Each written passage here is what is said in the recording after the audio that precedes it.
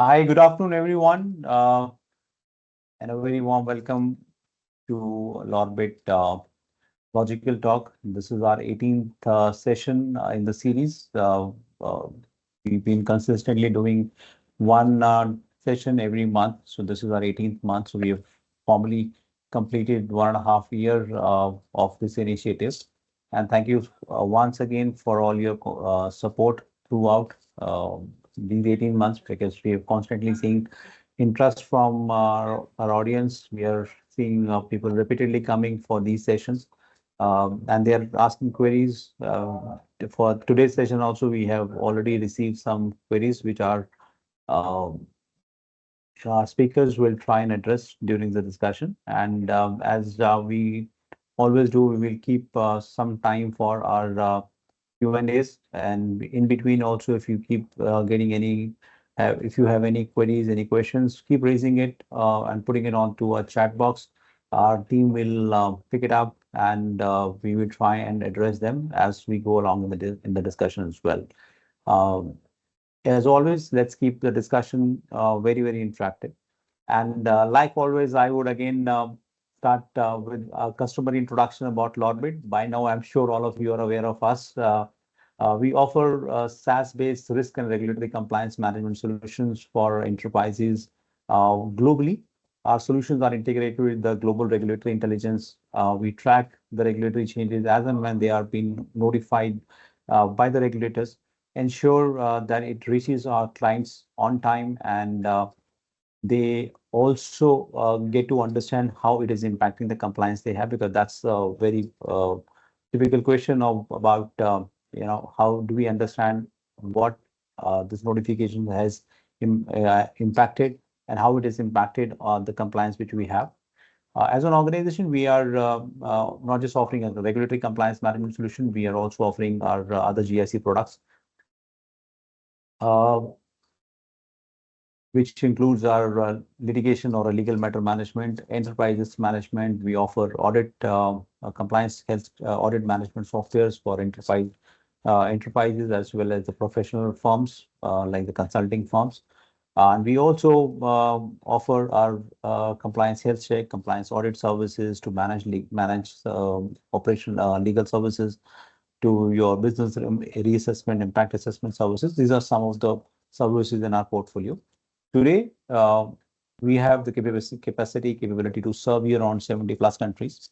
And I think when I'm looking at this slide, I'm realizing that we need to now update this slide as well, because we are now serving more than 350 plus entities in around 2000 plus locations. And we have a team of around 80 plus legal and technology professionals who are constantly working to ensure that you are aware of every regulatory information which you are required to run your business in a compliant manner. So with this quick introduction, and let's quickly jump onto our discussion today. And I can see that we have almost 58 participants for this discussion. I'm jumping onto, and I would also want here welcome Mr. Rajeev Talwar. Rajeev, thank you so much for taking all your time. And I know the team has been trying to take this discussion with you for a long time, and I'm very happy that you are finally given us this time and be here on this session today. Rajiv ji, he comes with more than 28 years of experience. He's an MBA, LLB, CPA, and he's been running his consulting firm, which offers consulting in EPR ESG domain, and he's a certified IFRS SAP consultant as well. And he has experience of working across industries, and his passion is talking about this new age EPR ESG regulations, and how it can help the business grow. Not just to tell you how it increase your cost, but also how it helps the business grow. So that's a very strategic shift which one has to really focus on, and I will try and focus on that because that's what the topic of our discussion today is: how it can be, how this APR regulation can be aligned with your business and help you grow. And now I also have Mr. Ravindra Singh from Tufropes. Ravindra ji, he heads EHS and ESG practice for Tufropes, and he comes with more than 20 years of experience in various industries, including construction, oil and gas, chemicals, and polymer business. And you can look at these industries, and you can understand how impacted all of these industries are by the ESG regulations, how much focus the regulators has on these industries to ensure they are not going wrong on any of the compliance obligations, specifically in terms of health and safety. So, Ravindra, we look forward to hear your thoughts, because your experience will definitely help us get the insight from an industry perspective, how these new changes have been taken into the industry, and how we can prepare ourselves better. And just as a disclaimer, the discussion, it is does any views from the speakers from us, it should not be taken as an expert, as an advice. You should do your own due diligence for your own business, take expert opinion, and none of the views presented here are represents any view as stand from the organization which the speakers they represent. So it's of a academic discussion. We will try to make it more meaningful and interactive also. So with this, let's pick it up and let's get into the discussion. Now I can see there are more participants already here, and I think we're good to start. So quickly, we will immediately touch upon the board responsibility under EPR and ESG. We will, we'll have a quick understanding about the background and the timelines of amendments, so that we are aware of it. While I'm sure whosoever is there in this call today is very well aware of what is EPR, when it was, it came, and how it is impacting. We'll quickly jump into obligated entities under EPR, who all this applies to, because I'm sure there were a few queries, specifically from some MSME clients about whether it is applicable on our size and or not, and we will touch upon those aspects as well. Compliance fulfillment for business, and the penalty provisions and impact. This is the standard agenda. We will try and quickly cover. But for this discussion today, the decks and the slides which we are running, they are more from our conversation and understanding perspectives. We will try and get into the granular aspects of it. We will try and get into the practical aspects of how it is impacting the industries and business, and how businesses are actually looking at it, what kind of budgets they are looking at it, how they are aligning them with the strategies, how it is cutting across the organization, so that everybody is aware, and when and helping and help the business to grow and remain competitive in this with this change expectations as well.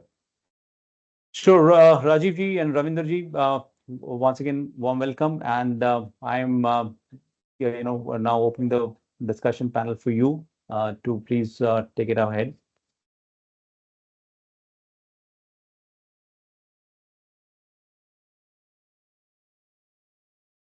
Yeah. Sorry. Yeah. So keeping it, interactive, that about the EPR, me from the consulting side and Ravindra from the corporate world, two sides of the same table, if I may say so, right? So before we go on to EPR, a little 5 minutes on the big daddy which is there on the room now, called the ESG. So you probably all of you who are attending this webinar may have gone through the ESG route in some form or the other.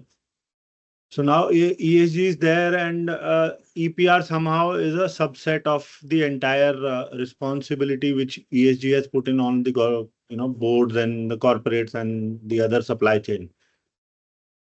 So today, standing as on 24, one report on ESG has already gone out by the large corporates, and the second one is on its way.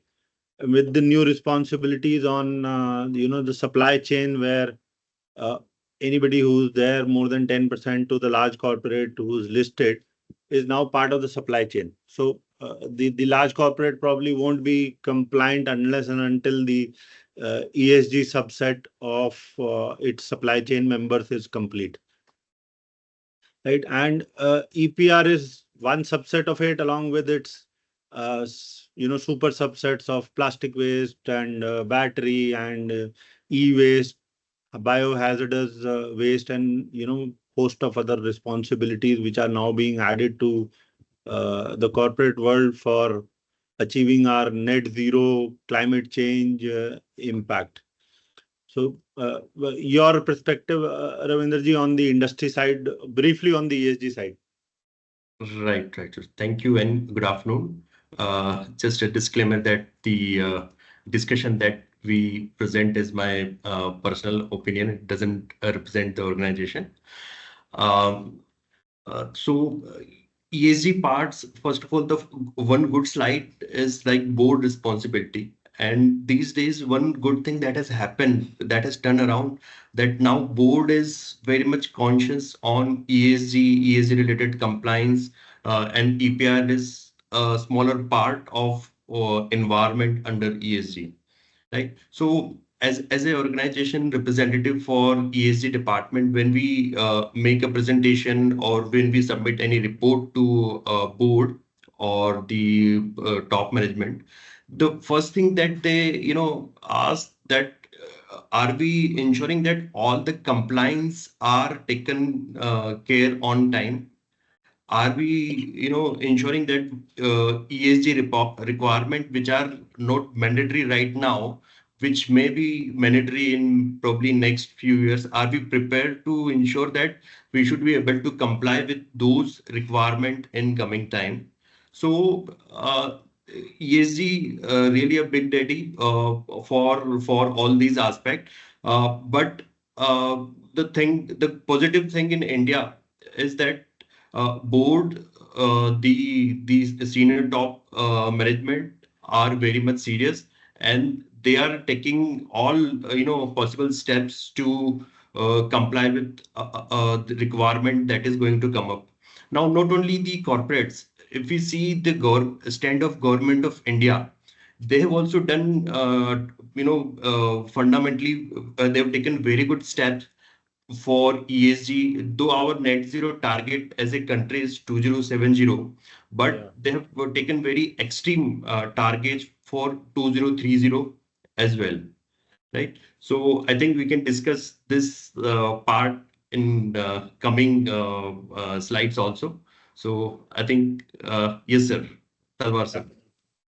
So we move on to our basic core area of discussion about the EPR. So probably I guess the entire audience would know what exactly the EPR all about. EPR is basically the extended producer responsibility in terms of uh, collecting what has been sold and disposing it off in a responsible manner, so that the climate is not harmed in any way in terms of its disposal. So as you can see from the slide, it's the stakeholders are the retailers, the brand owners, the reprocessors, the exporters, the consumer discard responsibilities are there, so importers are there. So all these guys are there who are actually required to follow these norms on EPR. Now, under EPR, there is one subset is the e-waste rules, wherein the e-waste in terms of our computer devices, phones, electronics at large, all those waste, how do you dispose of? Do you give it away as a scrap to your next door dealer, or is there a responsible company which is going to take care of it and dispose it off suitably, because it has lots and lots of metal, lots and lots of plastic, other materials which are not that easily biodegradable. So there's a proper method to do away with those disposal. Now, here are the, that was for the e-waste producers and brand owners and importers, etc. Now, this is for the plastic waste, wherein the, we all know the single-use plastic, the biggest culprit of all as of now, where every country, or rather every nation, is suffering from and is unable to find an incentivized way of disposing of the single-use plastics. So even though there are, as you see in the middle of the slide, 100% achievement in terms of 23-24, but in terms of disposal and in terms of other things, still a lot of things have to go on the other side.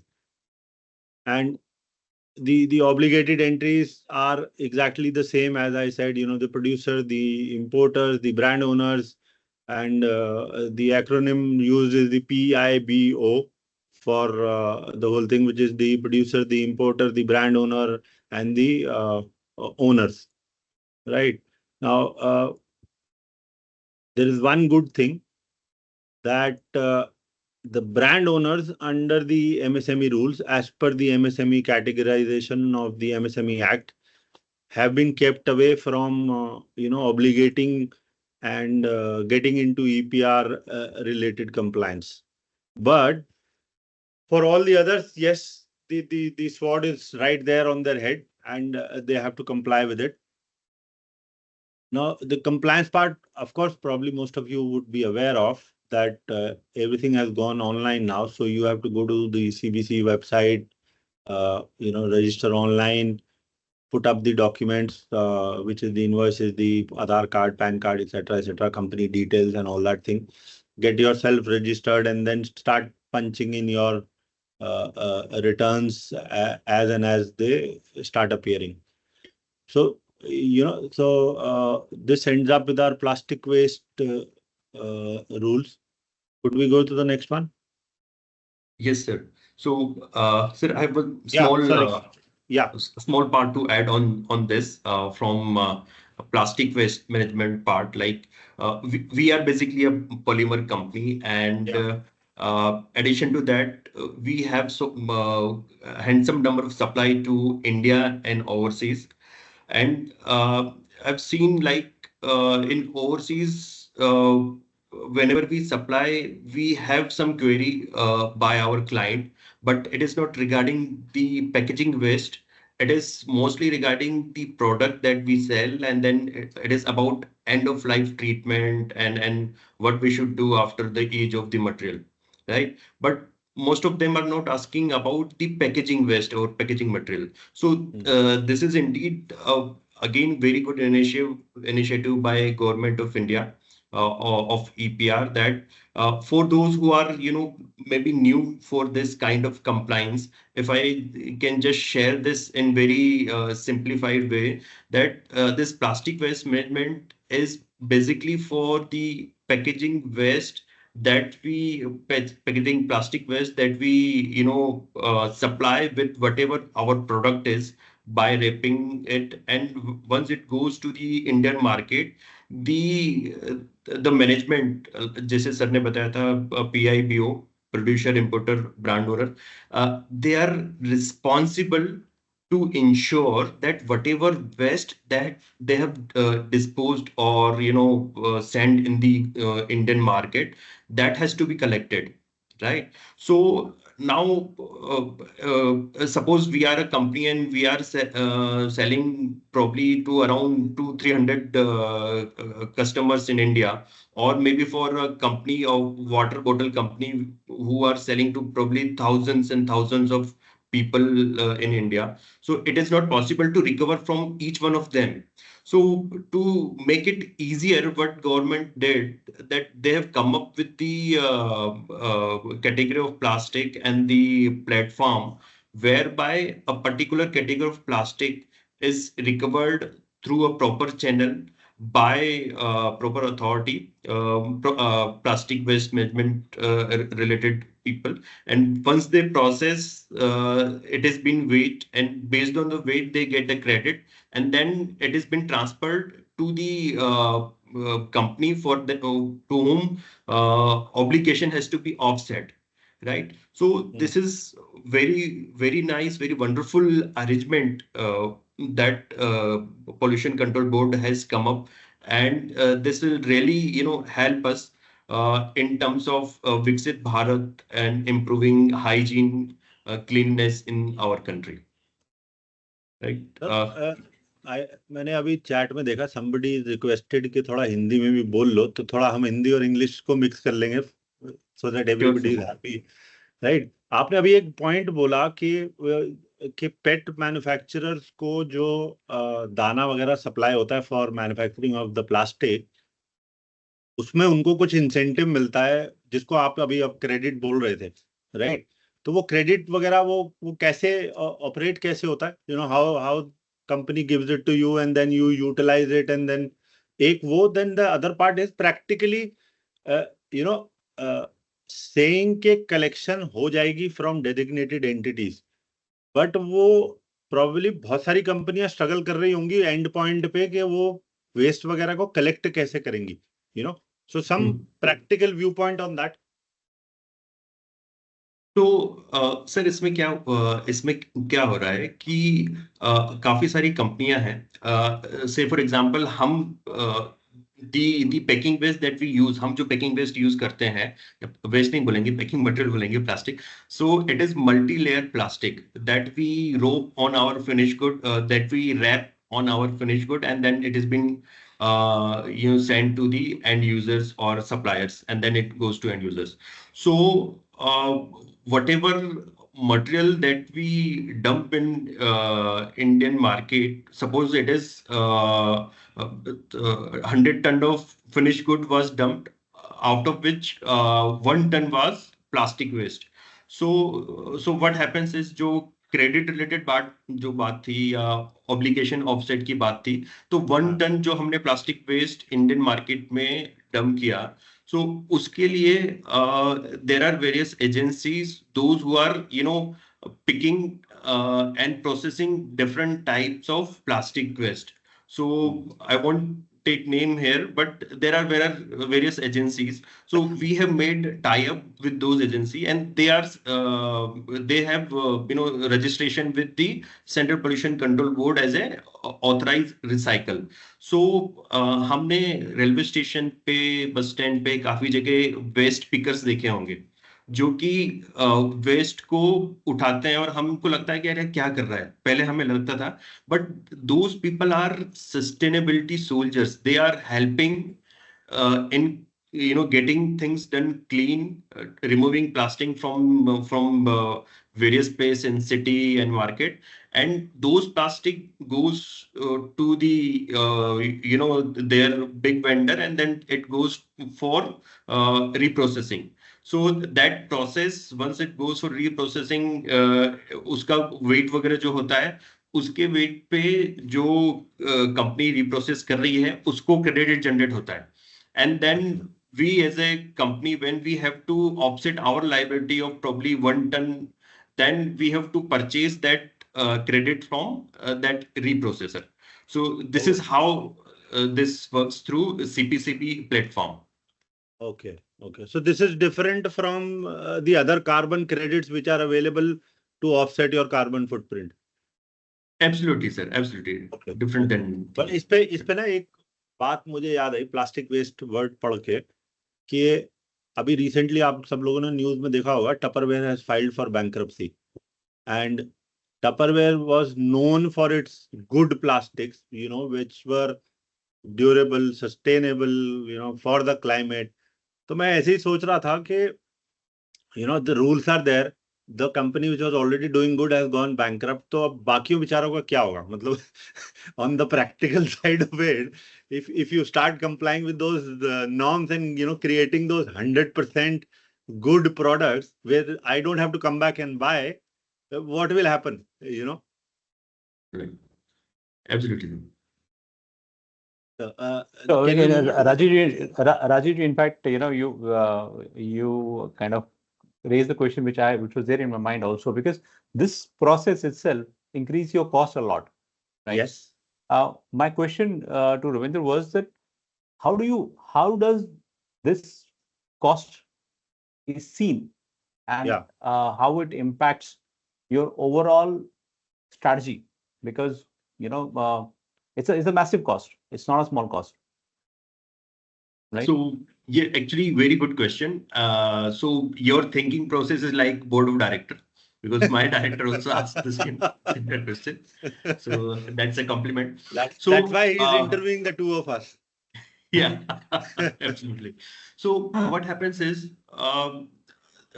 in these days, the board directors or CEOs, they have one clear roadmap for us that भाई मुझे compliance में कोई gap नहीं चाहिए, right? So one thing is, there is no gap should be there in compliance.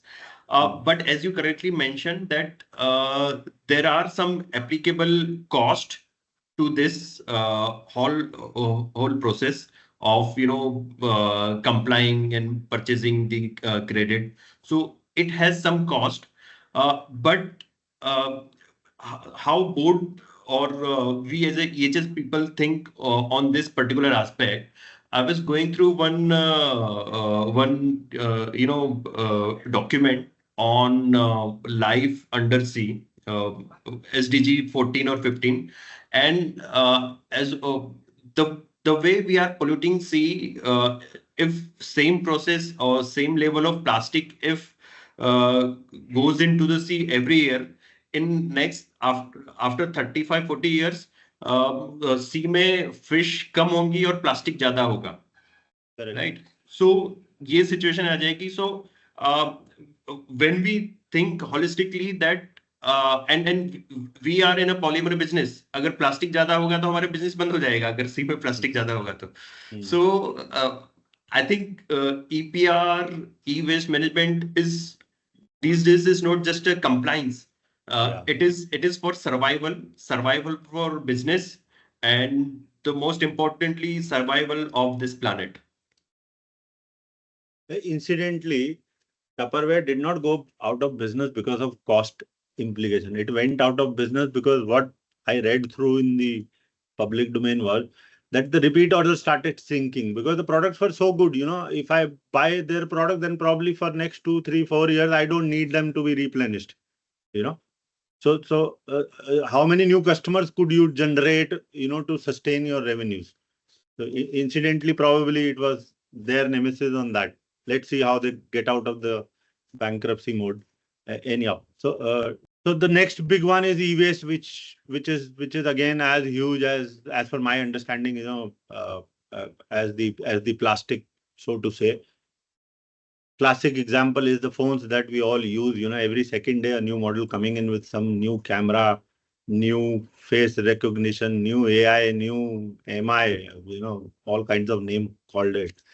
But least realizing that we do sell it on those resellable platforms, and where exactly does it end up? Even I don't know, right? So some people sell those broken phones or broken elements of their television or laptops or MacBooks or whatever. So that's another huge, responsibility which the human mankind has to take care of, is in terms of the e-waste management. So for the benefit of viewers, the rules apply the same.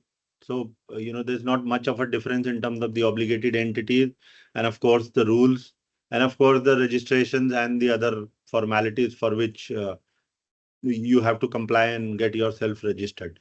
So again, disposable products. So the live example is, I think Europe has, arrived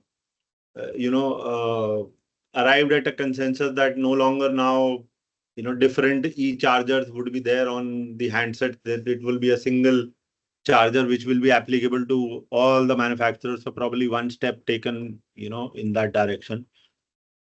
And of course, companies making their own,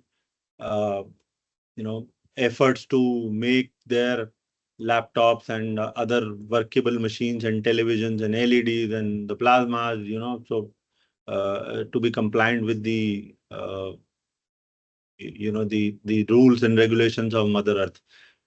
Personally speaking, I think those the these rules, somehow Ravindra sir will agree with me that, practically speaking, compliance with the rules and those good old days, I take a specific example of probably that small little Nokia 9110 or whatever that model was, or a good old CRT tube TV, they were longer lastings. They didn't require 6 months, 1 year, 2 year, 3 year cycle to be replaced.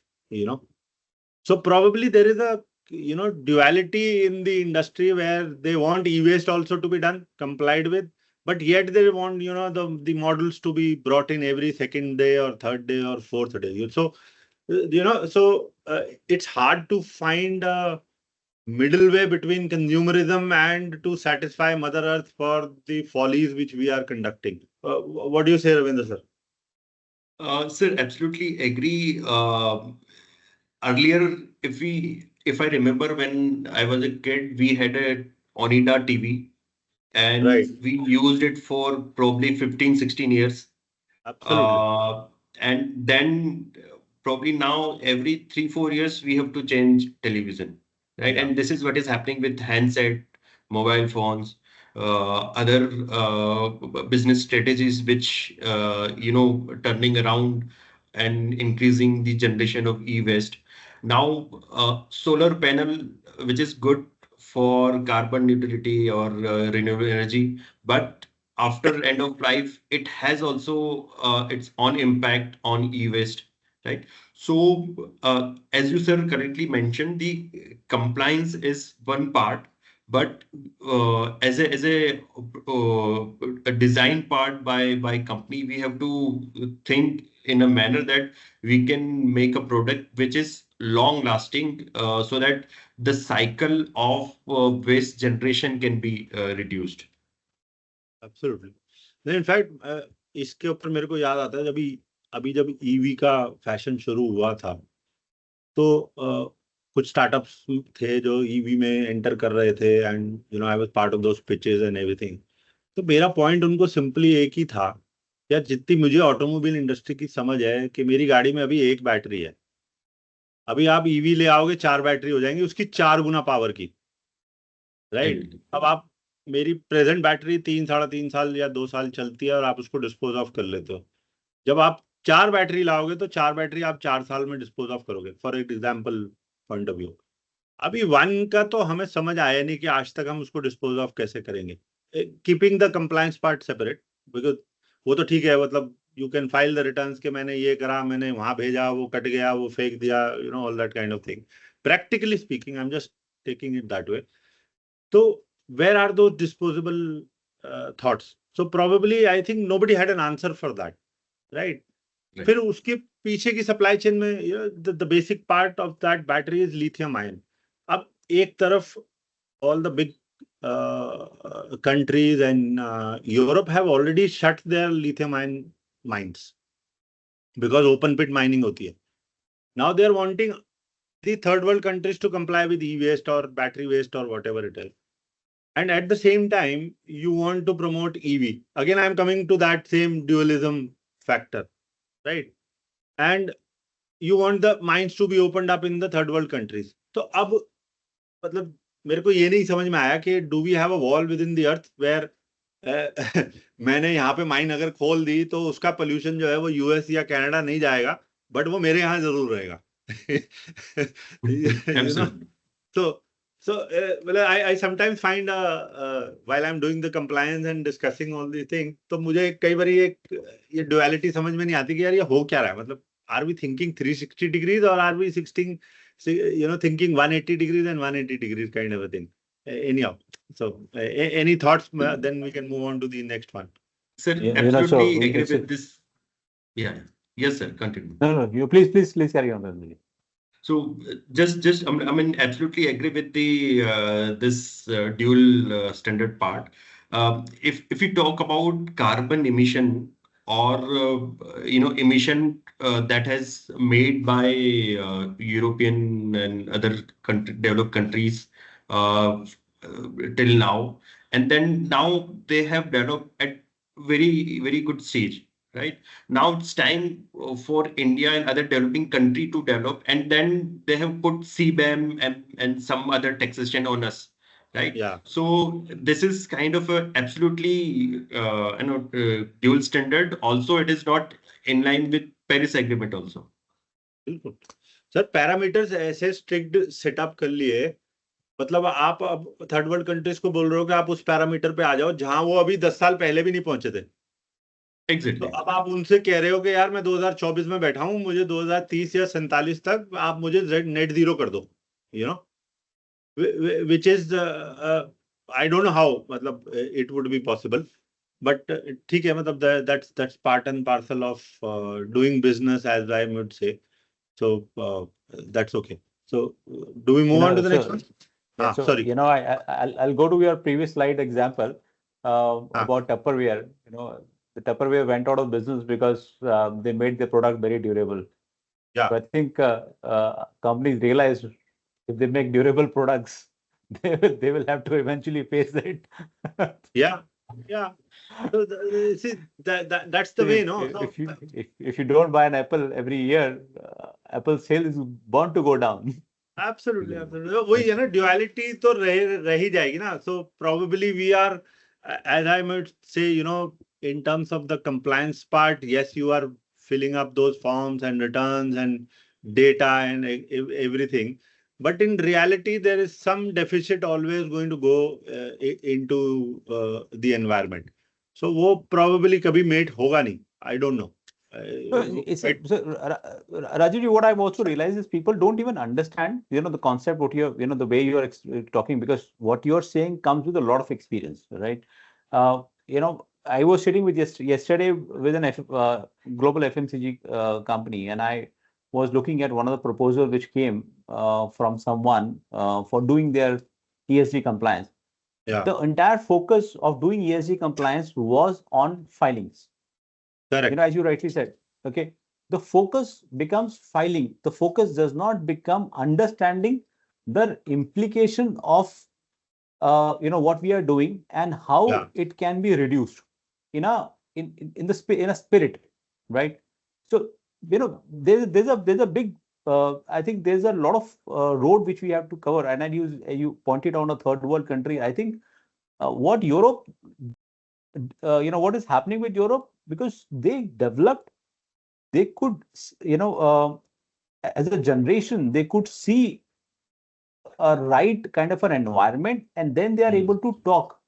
Yeah. That yes, I need to go back to work. Whereas the problem with the third world countries, and I'm saying growing countries like India also, is we have a very large population, living under poverty also.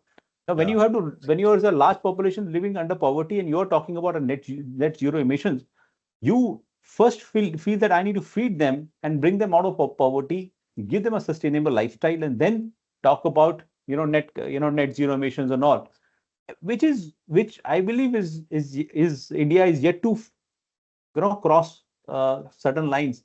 It will take us maybe one more generation shift before we try and reach where they are. But again, I think good thing is today India is becoming a manufacturing hub. So whether we don't want, these things are coming on to us, maybe because of our becoming a manufacturing hub, and we are exporting also. We will start understanding this concept faster than maybe they understood. Yeah. There's another fallacy in the country is that good rules, good regulations, good acts are made, but then suddenly those penalty provisions are kept aside for some reason. I don't know why. So, like for example, these EPRs and the ESGs, they're fantastic creations which the lawmakers have made it, but they have kept the penalty provision silent as of now. So, as very rightly said, the entire push is towards the compliance part. कि भाई अब वो बोला गया है यार, वो 200 पन्ने की रिपोर्ट है, वो भर दो, नहीं तो हमारे पे पेनल्टी कोई लगने का चक्कर रह जाएगा, अभी भर दो. जब पेनल्टी प्रोविजन आएगी तब मशीन ले आएंगे, पानी साफ कर देंगे, हवा साफ कर देंगे. Right. Sir. But sir, one good thing. Sorry. Continue. Please. So one good thing from corporate point of view that is happening on compliance and ESG part is Uh, Many of our European clients or also Indian clients, our customers, they are asking us for sustainability related agenda, ESG framework. They want to know by when we will ensure net zero as a company. Some of the companies have already set their supplier targets, like target for us that we should be net zero by 2045 or something like that. So, though there are there is no penalty clause directly for ESG right now for in India, but still, some of the companies like us, we have to have this framework and deliberate system in place for ESG. Otherwise, it will be difficult to survive after 5 6 years. And same for EPR. EPR compliance is not is very much important for us because most of the clients, those who are supplying our those raw material, they are big refineries, and in order to comply with their supply chain requirement, they have to ensure that we are also fully complying with EPR and its obligation. So there is no direct penalty, but for some of the companies like us, we have kind of indirect checks to ensure that we are compliant. Yeah, yeah. In fact, एक अच्छी चीज और हो गई है कि अब lending agencies भी थोड़ा सा जागरूक हो गई है थोड़ा, they have started with those green funds. So, initially it was just for the namesake of it, but now as the rules are maturing, people are maturing, there's sustainable audits that are happening from lending companies to actually get into deep कि आपने actually e-waste किया भी था, आपने battery waste किया भी था, या खाली पेपर भर के और आपने रिपोर्ट फाइल कर दी थी. So those kind of incentivization is slowly coming into the picture.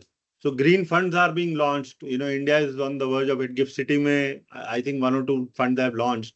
And they're giving a lot of incentive on those green side कि भाई जो कंपनियां sustainability green की तरफ काम कर रही हैं और comply कर रही हैं, let's look at them rather than the ones who are already deep into the red waters and not complying with the regulations. Yeah. So again, as we were just discussing about the battery waste on the EV side, so again the obligated entities remain the same. The targets, of course, they keep shifting as the government shifts, and regulatory requirements are again the same. You have to get yourself registered, get a certificate, and do away with the battery and ensure that it is disposed of properly with dismantling of the silicon and the lead and other plastic material. Right. So on the and this is more or less towards those companies which are heavily dealing with either the manufacturing of batteries, import of batteries, or right now supplying and working closely with the EV eco world. So they need to comply with all these kind of requirements. Hazardous waste, yes. This is in terms of basically the healthcare related issues. So we have those waste which are generated from these areas, and the automobile industry generating the rubber based products. So these are the kind of materials which take ages to probably get out of the earth. तो probably अगर आप 15 साल बाद भी कहीं किसी tyre को गाड़ के और फिर निकालोगे तो probably आपको वैसा का वैसा ही मिलेगा. So it won't just budge from what it was when you had first buried it into the mother earth. So, and as far as the regulatory requirements are concerned, again you have to get yourself registered, have a certificate, and be compliant thoroughly into how you are incinerating the tires by burning it or by putting it into an incinerator and then reusing that toxic air by recycling it to a better quality so that it does not harm the environment. Any thoughts from you, Ravindra sir? Even though I know it doesn't relate to your industry. Yes, yes. On the previous two slides.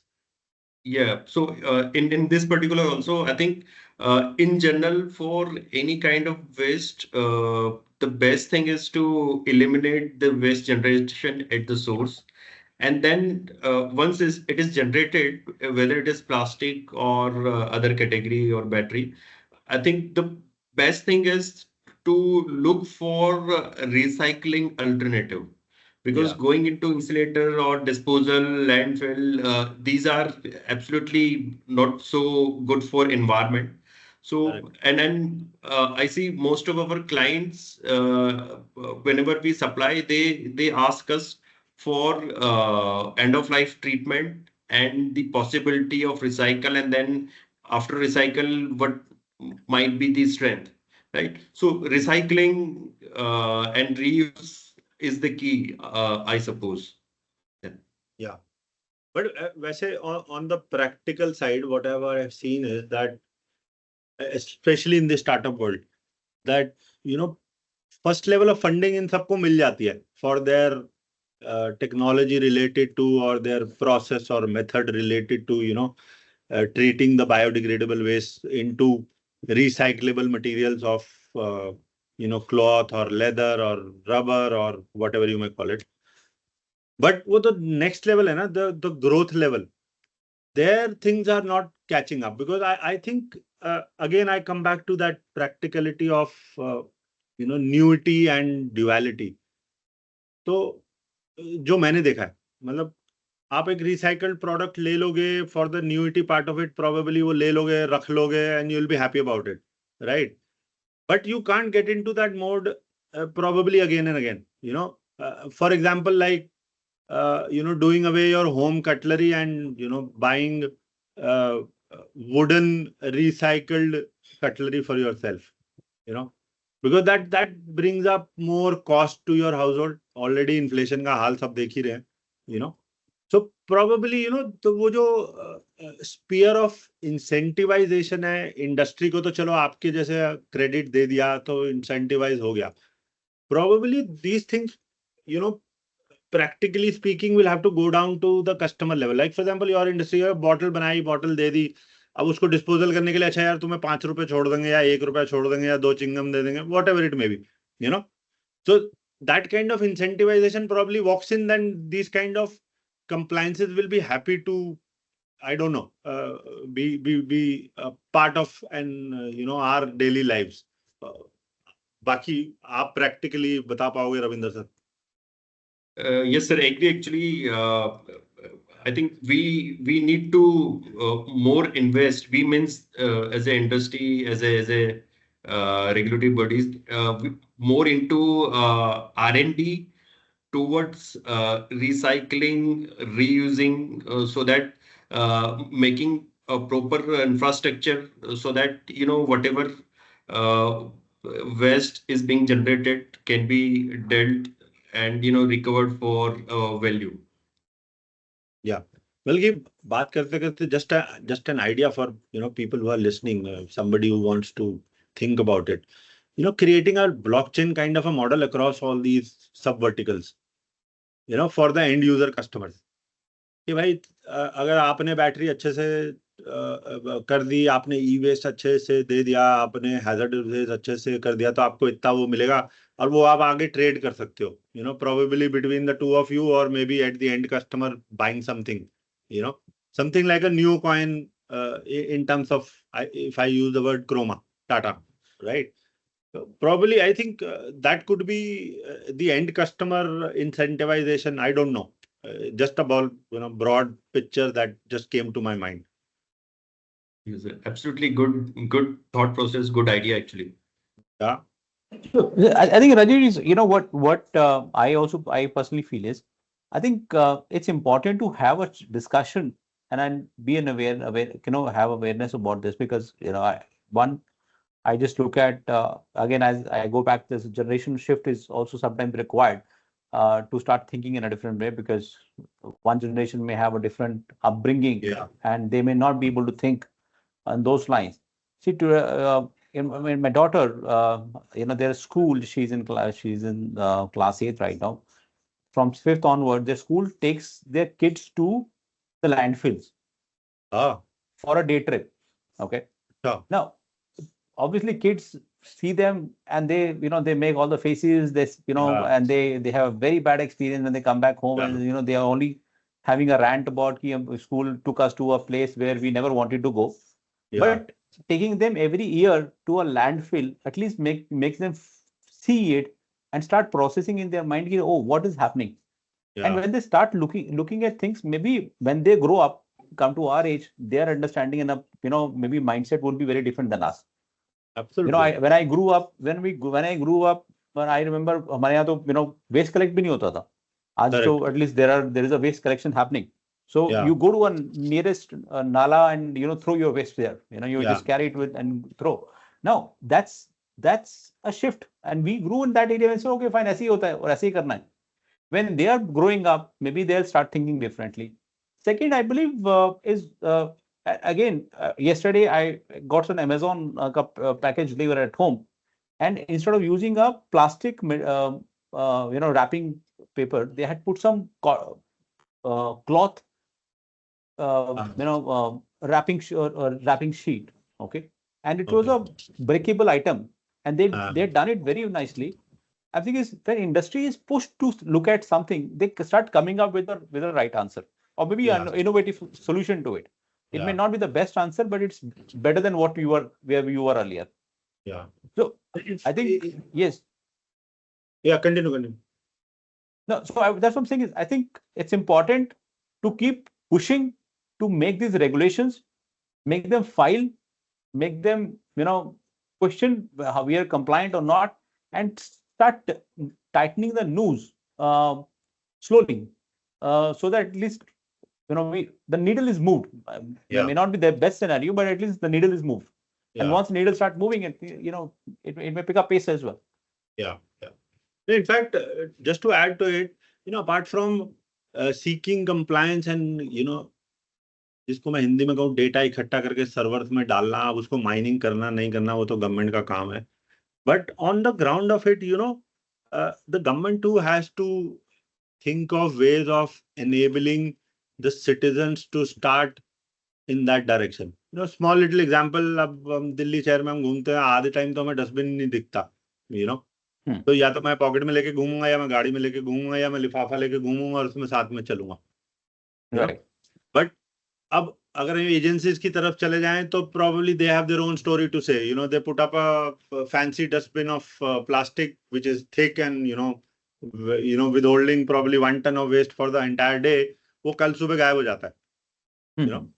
Or probably a silver cover which is of alloy or hardcore iron, वो भी गायब हो जाता है. तो अब बेचारे करें क्या? वो they have to make a cemented one, and then when they have to dig it out, then the entire road gets dug up. So there are nuances which are both ways. So probably in these rules and these compliances, as I said, incentivization वाला part, probably दोनों तरफ कुछ ना कुछ करना पड़ेगा. But देखो, on the face of it, अभी हमको बहुत कुछ करना है. ये reporting तो is okay, मतलब that is fine. But otherwise, on the steps of it to achieve actually the true color of 2030 or 2047, we need to do a lot of work on that. Absolutely, sir. Sir, in इसी context में जो EPR का जो recent amendment था 14th March for plastic waste management, उसमें government ने ये भी अमेंडमेंट किया हुआ है कि जो डिस्ट्रिक्ट पंचायत है, all the panchayat should have their own annual return file. First of all, they should have waste segregation related mechanism by their own, or they should have tie up with the proper agency. That is number one. Then they should have annual return file for panchayat level also. So matlab, if I see the thinking process, it is, I think, in line with the requirement कि भाई अगर पंचायत में होगा तो फिर city में होगा, and then city के बाद state, and then country, right? But as you are correctly saying कि हमारे को incentivize करना पड़ेगा उन लोगों को. We have to give necessary infrastructure to the people, to the panchayat, so that they should be able to do the segregation, disposal or reuse in line with the requirement which is environment friendly. या in fact इस पे एक बहुत important point emerge होता है कि आपने rules regulation वगैरह कर दिए, अब इंडस्ट्री पे तक तो ठीक था, यहाँ पे हमारे जैसे कंसल्टेंट मौजूद हैं, पन्ने भर देंगे, आपकी रिटर्न फाइल कर देंगे. बट जब आप इतने ड्रिल डाउन ग्रीन इम्पैक्ट पे जा रहे हो, which is like the panchayat level, वहां उन बेचारों को तो वैसे ही समझ नहीं है अंग्रेजी की, टू बी ऑनेस्ट, राइट. फिर ये फॉर्म वो भर नहीं सकते. अब आप जब तक उनको ट्रेनिंग नहीं दोगे, उनकी तो मेथोडोलॉजी वही पुरानी है. अभी जैसा जयंत ने बोला ना, वो 3 जनरेशन पीछे. तो वो आप उनको कैसे समझाओगे कि भाई आपने ये को ऐसे करना है. अब जो दिल्ली से लगे हुए गांव हैं, so called, they are modern cities now, right, but they are, as far as the municipal laws are concerned, they are still considered a गांव. अब वहां पे गाड़ी भी है, वहां पे कूलर भी है, वहां पे टीवी भी है, वहां पे कंप्यूटर भी है, वहां पे फोन भी है. अब उनको कैसे समझाओगे यार कि आप इसको डिस्पोज ऑफ करोगे, तो कैसे करोगे? Probably agencies might not be going there as of now, I would say. But बेचारा पानी तक तो पहुंचता नहीं. आप ई वेस्ट के लिए एजेंसी को कहाँ भेजोगे वहां पे? तो मतलब अगर हम उतने ड्रिल डाउन पे अगर चले जाएं तो ठीक है, मतलब the thought is absolutely fantastic and very good, but you have to enable people to start having that kind of a culture to start working on that line. Absolutely. But Rajeev, you've been interacting with a lot of companies in this in these lines. What is your experience? How are companies preparing themselves? Because knowing this practical aspect, it is very easy said than done. Yes. What are the baby steps that they're taking? See, most of the industries, as Ravindra ji very rightly said, जो supply chain का part थे ना, they until last year nobody was sure कि मैं हूँ या नहीं हूँ, apart from the larger entities. Now slowly it is percolating down to the supply chain part. So अभी companies ने क्या करा, उन्होंने they devised questionnaires and sent out to all their supply chain partners, ये करते हो नहीं करते हो, हाँ करते हो नहीं करते हो, yes and no kind of a questionnaire. But as the things are maturing, the companies are realizing. So large corporate like Ravindra sir की company है, they can handhold their supply chain partners, because देखो वो भी उतने ही important है जितना उनका business है.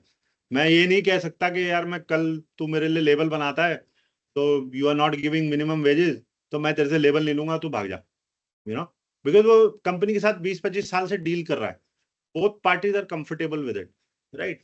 सो what we are saying is, and we are trying to tell the MSME and the SME along with the larger corporates, by find a middle way, start collaborating, give them the hand holding.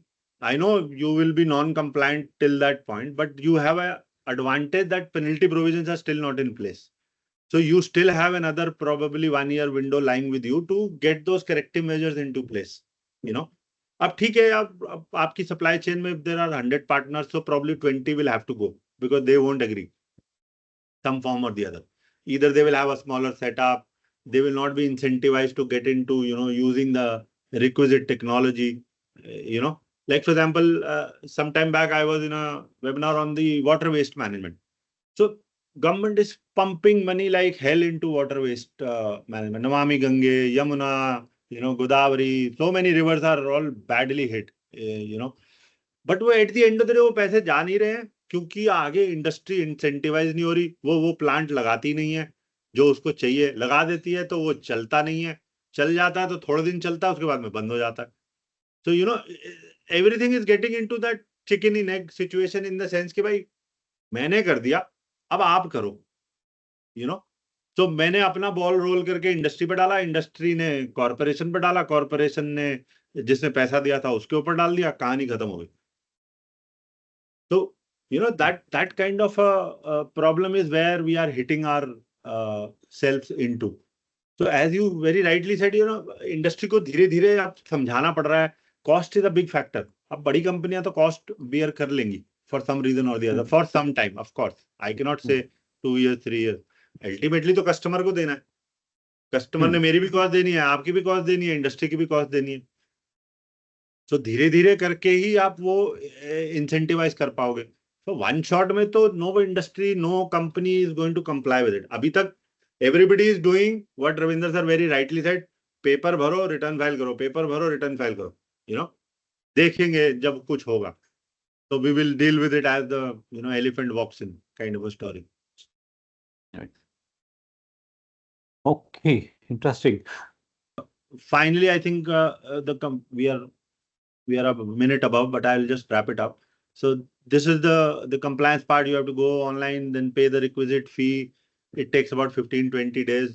मतलब ये paper पे है, but actually में क्या होता है वो Ravinder sir आपको बता देंगे, है ना। और फिर सर्टिफिकेट आपको इशू हो जाता है, and then you carry on with your work and your annual or quarterly returns, whatever it is, you can continue to do that.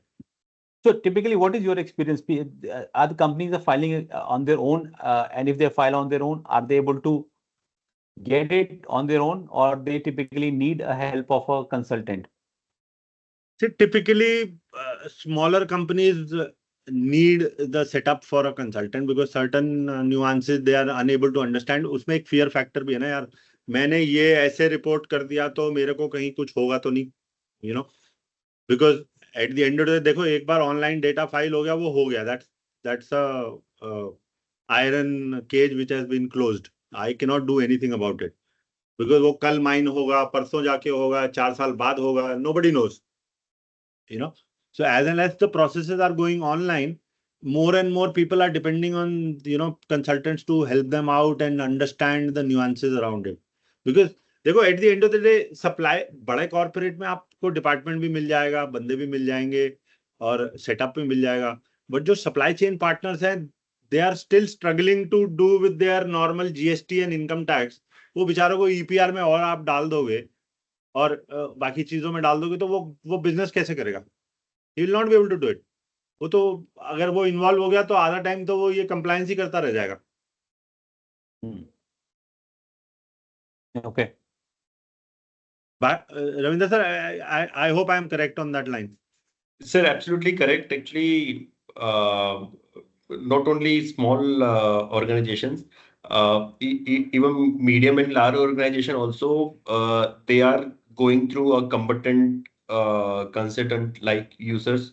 The reason being, वो डर होता है ना नॉन कंप्लाइंस का कि मैंने कुछ गलत भर दिया या एनुअल रिपोर्ट में मैंने सही नहीं किया, तो एक तो वो फैक्टर है।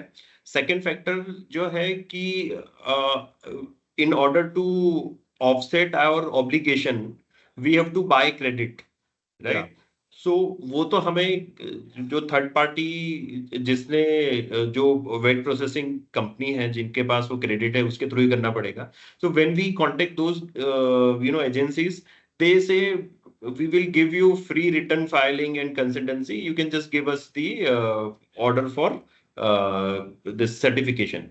मतलब जो obligation offset का है, so that it is win-win situation. Like they get clients, we get competent people to comply with the requirement. Correct. नहीं, उसका एक एडवांटेज और है ना, देखो depending on a consultant, you may call it, मतलब I we call it an advantage probably, no disadvantage you we call it an advantage.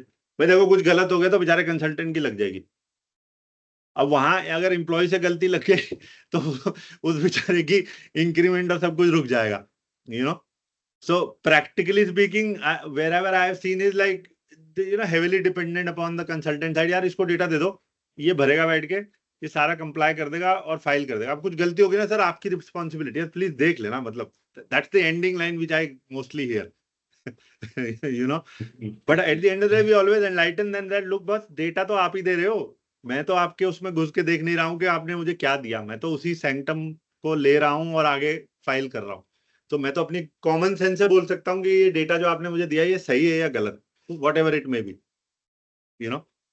Right, absolutely.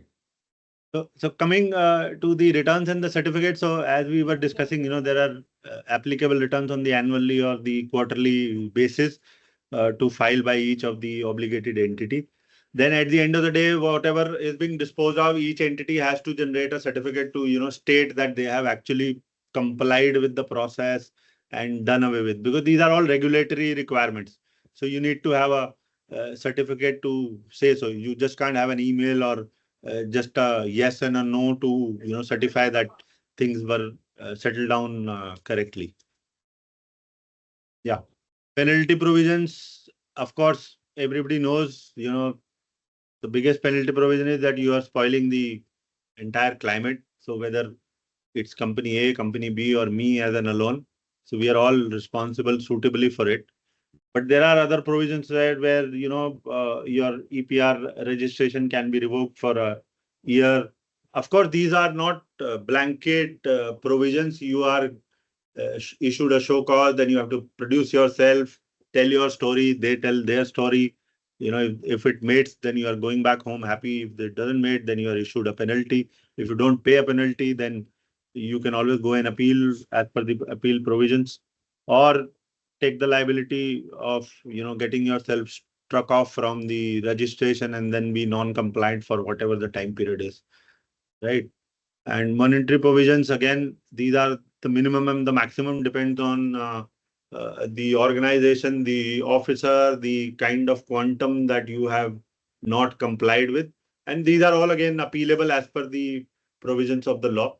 So you can always appeal before the next authority, which is the NGT and all, or the High Court or the Supreme Court, depends on where you want to fight it out. Yeah. So these are the impacts on the left and the challenges on the right.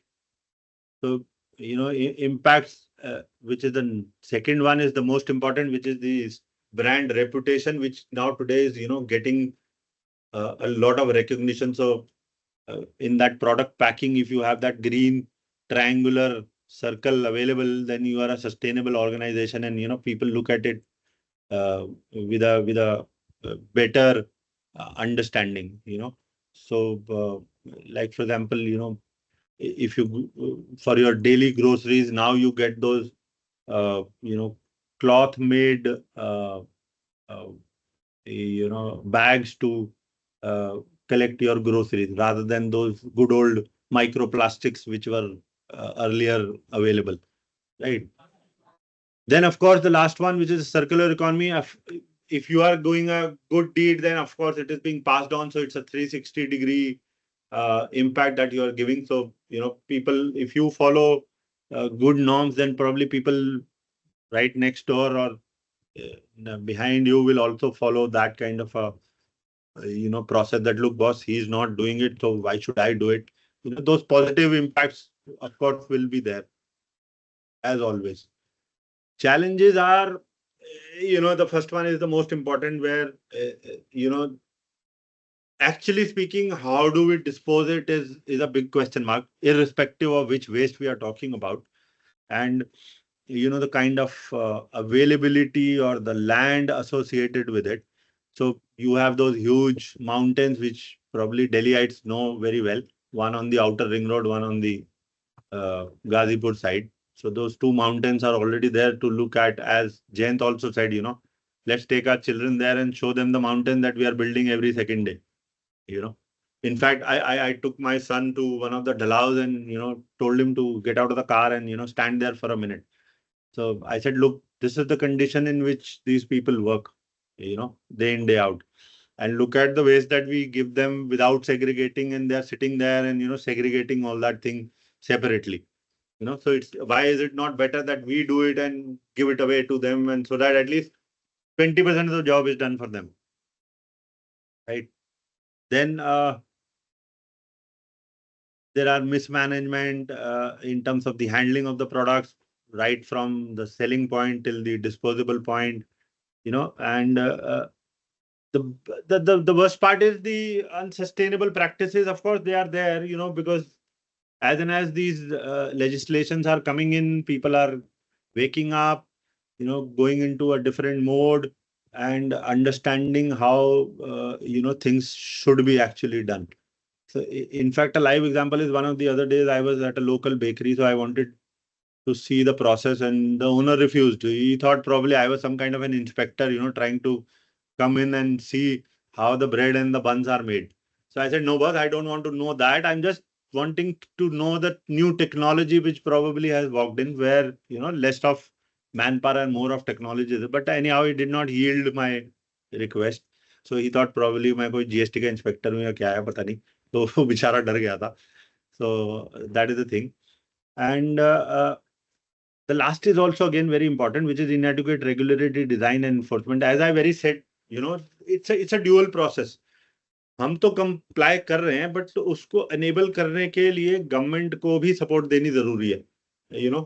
So the enforcer should look at things from the industry specific perspective also, कि वो कर पाएगा कि नहीं कर पाएगा. अगर कर रहा है और उसमें उसने 2 गलती करी है, तो वो कितनी इंपॉर्टेंट है, या वो बहुत ही ज्यादा इंपॉर्टेंट है जिसकी वजह से वो रिटर्न गलत हो गई. So those kind of impacts are there, which as a last point, probably Ravindra sir would add up to that on these both things.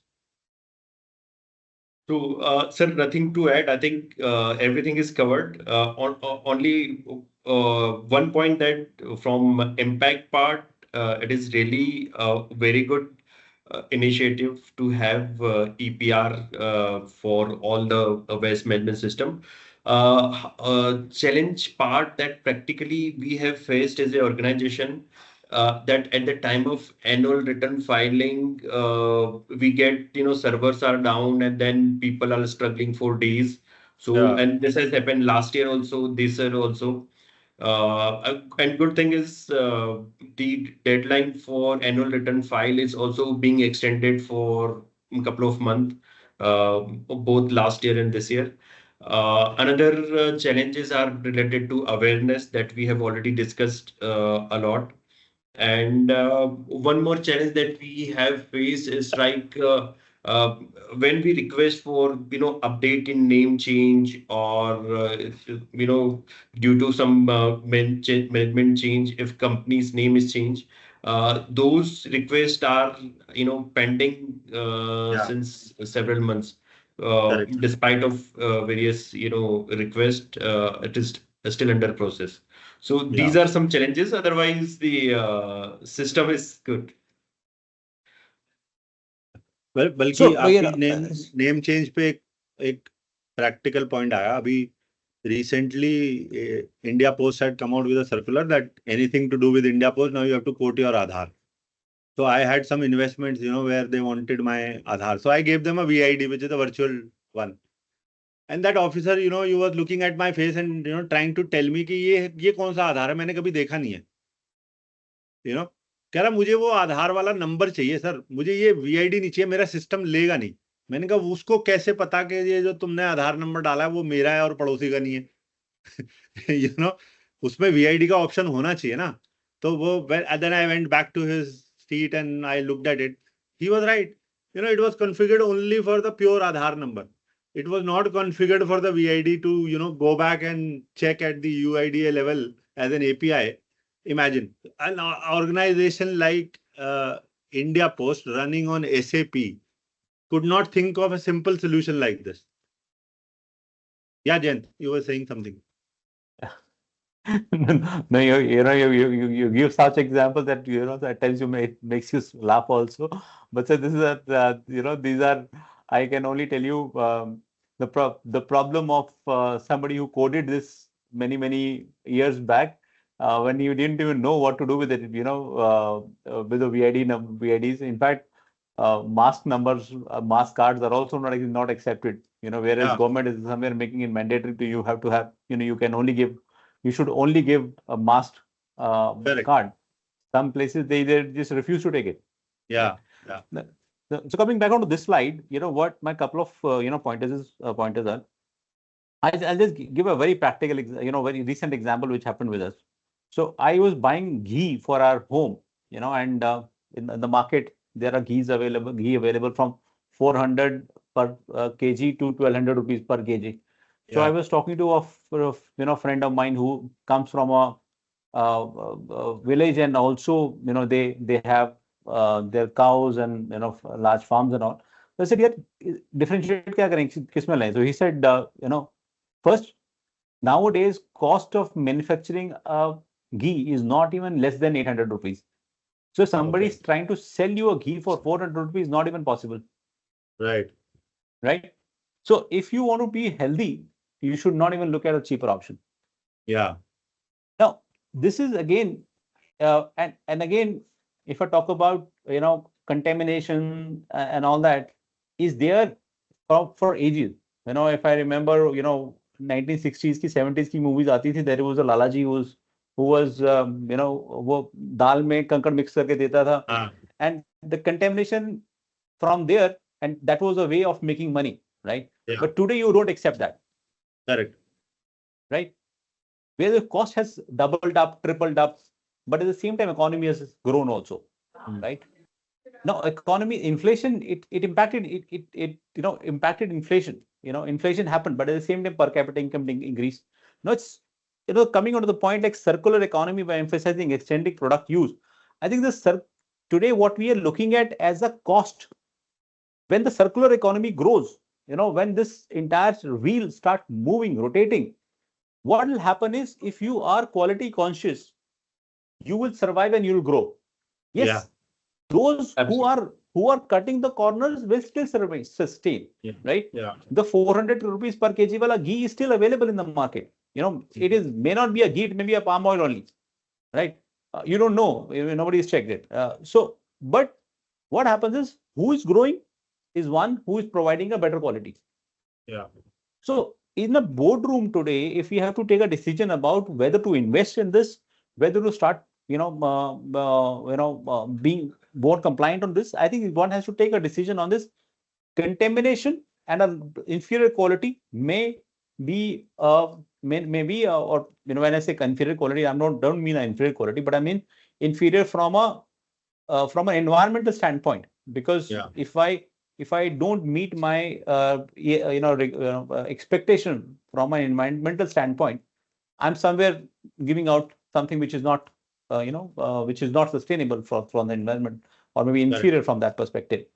One has to look at that this economy, when it grows, it'll only value those who will provide a right kind of a solution which is more sustainable.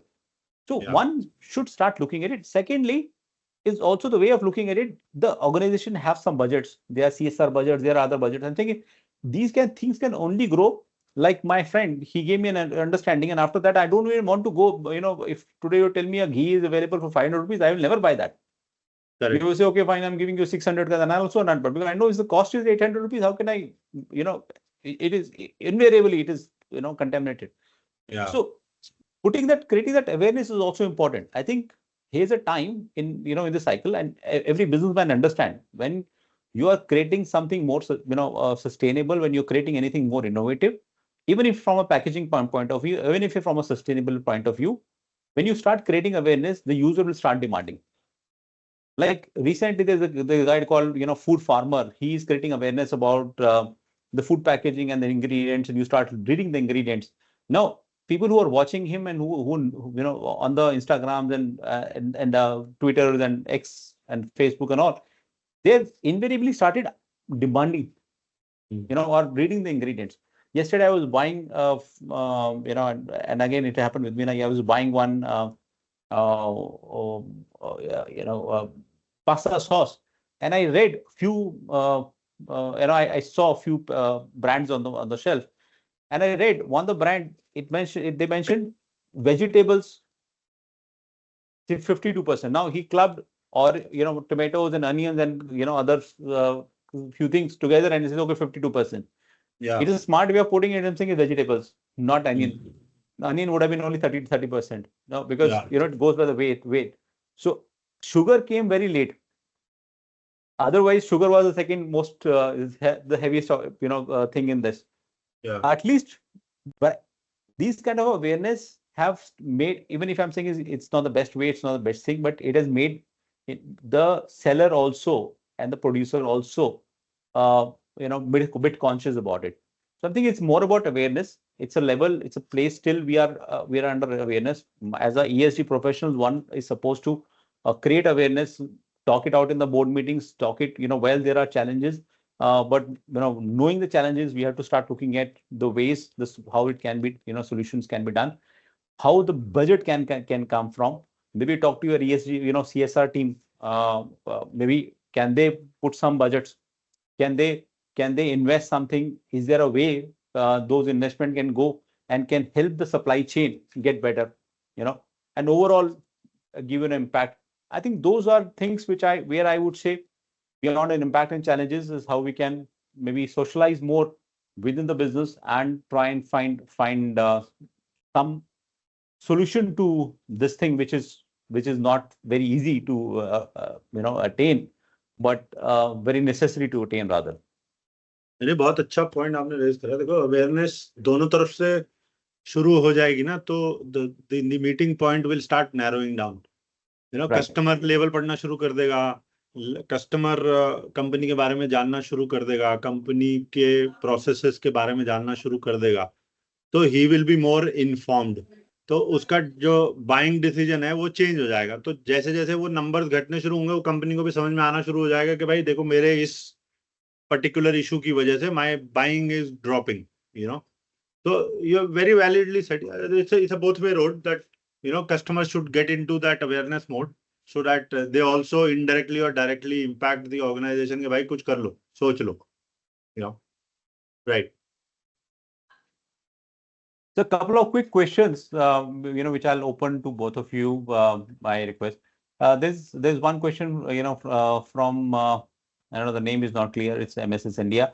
An engineering industry bulk consumer who is importing machines from their manufacturing facility, not selling off any electronic item, do they need to file EPR? Could not understand. Yeah, sorry. Continue. An engineer industry or a bulk consumer who is importing machines for their manufacturing facility, but they are not selling any of these machineries. Okay. Do they need to file a EPR? No. That's not required, because these are all in-house usage machines, which I can understand from that is that probably they are into heavy engineering infrastructure projects where they are importing machines for their internal use of business and everything. Yeah. So it is applicable for the importer who imports and then resells in the Indian market. Yeah. So they are using it for their own purpose. So that it should not be applicable to them. Yeah. Second is the disposing e-waste through any recycler. Is it enough, or you need to take more actions?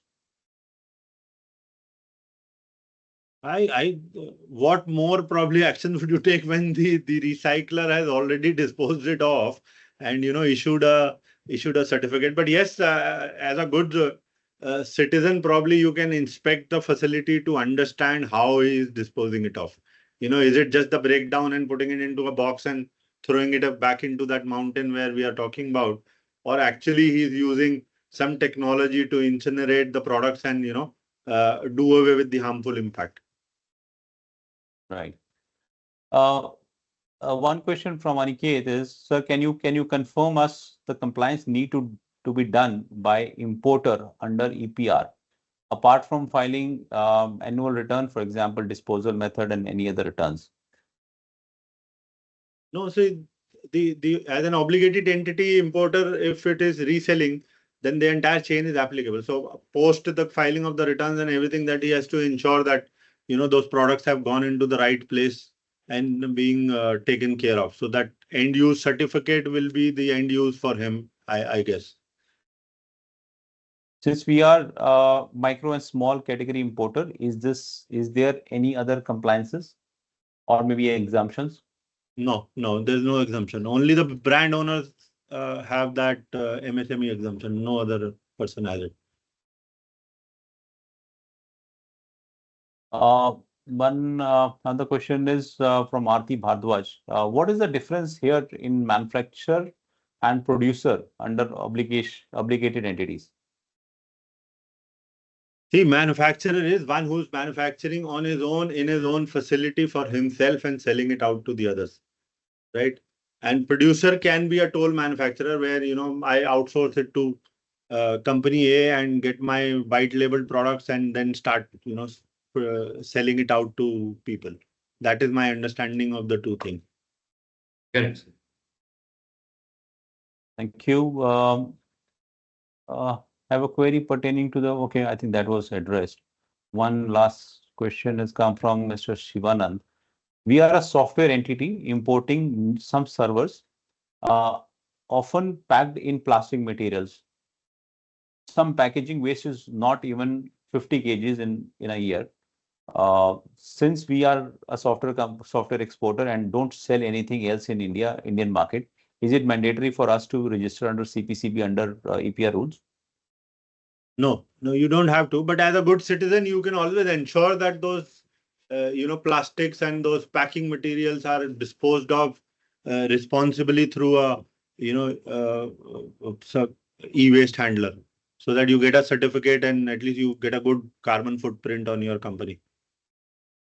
And secondly, I think Shivanand, being a software company also, I think there are you should just look at the EHS laws still get applicable not on EPR, but EHS laws, the Plastic Act, Waste Management Act, they are still applicable because you are consuming a lot of it, not just through packaging, but maybe you have disposables which you are using. Look at the employee size you have, look at the amount of disposables which you are generating, which you're, maybe in your canteen, in other places. Look at them. I think you may still have some obligation under EHS, ESG, sorry, EHS and not EPR. I think you can look at your consultant and should be able to answer them better. EHS again is a healthy habit, so they can always look at that. So that is a more responsible way of disposing of what they are consuming, basically in-house. Right. Yeah. Shivanand, you said yes, we are selling waste to a recycler. That's great. I'm saying is still from a EHS perspective, plastic waste management laws perspective, look at it as an IT company. Those may still be applicable, not EPR, as Rajeev clarified to you. Our his next point is our waste is, however, okay. I think that's good. Akshit, was there any other question? What step must be taken to achieve EPR compliance as required by the marketplace? Can you open all?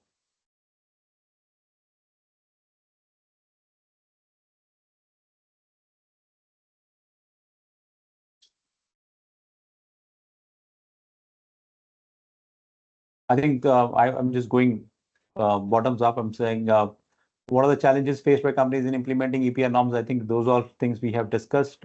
Main challenge being in the boardrooms right now, and availability of awareness, availability, resources, funds.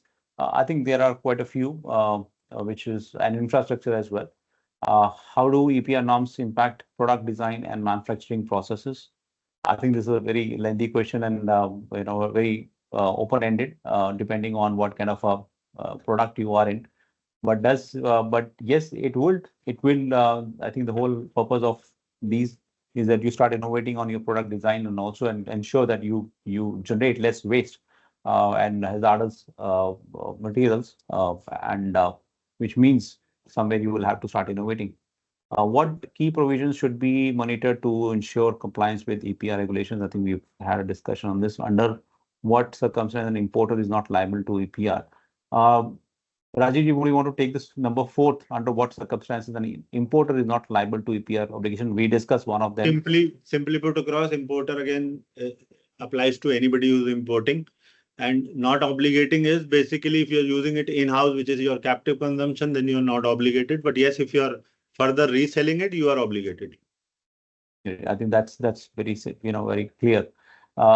Are MSMEs exempted? I think we've discussed on this. Which sustainable development goals, SDGs, can Indian companies address through EPR compliance? Well, these are all those. Yeah, sorry. You can. SDG 14 and 15, like life underwater and life on Earth. So these two are mainly impacted with the EPR.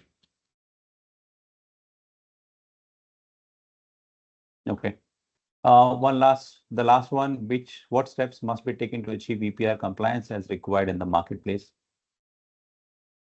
I think we Again, discussed. yeah, we discussed it at length. Yeah. The marketplace is again an obligated entity in some form or the other, So something like Amazon example, which you just gave, wherein a sustainable packing material was used to deliver the products. So that's how they can mitigate their footsteps. Right. Great. I think we don't have any further question, and we've already crossed our timelines. It's already 5:30. Thank you so much, Rajeev ji. Thank you so much, Ravindra ji. Thank you. It was quite an interesting session, and I know as a EPR as a subject is yet evolving, and I hope when we should meet again when we have furthermore developments, not just in the regulations, but in the from an industry perspective, also some new thoughts, new ideas are coming across. And as I see that right now, it's all evolving. It's all we all learning as we go.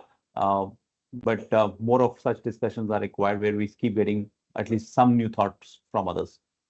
Yeah. Thank you so much. Thank you. Thank you for inviting me. Thank you very much. Thank you, Ravindra ji. Thank you, sir. Bye. Thank you very much. Yeah. Thank you. Pleasure meeting you. Yeah. Bye. Bye. Thank you, everyone. Have a good day.